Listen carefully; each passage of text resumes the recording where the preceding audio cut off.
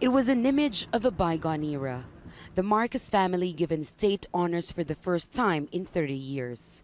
But this time, the ceremony was done in secret, away from the public eye, in haste.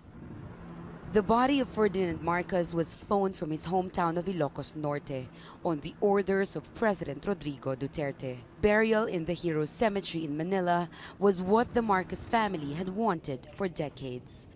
But his resting place alongside former presidents and military heroes has long divided Filipinos. Many called Marcos a dictator who ordered the jailing and torture of more than 100,000 Filipinos. Marcos was also accused of stealing around $10 billion of government money. His supporters feel it is time to move on. We are happy our hero has been buried. But protesters are furious. This is the police line that stops protesters from getting near the gate of the Heroes Cemetery. On the other side are protesters. They've been coming in droves over the last few hours.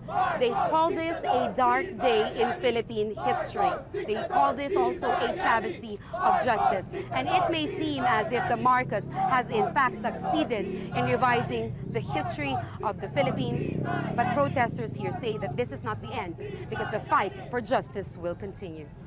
We still have so much work to do to educate our youth, to educate our countrymen, to continue to fight for justice, to not normalize dictatorship, to not normalize fascism. We're also holding President Duterte accountable to this revisionism. We're also holding him accountable to the offense that is being put upon the victims of martial law.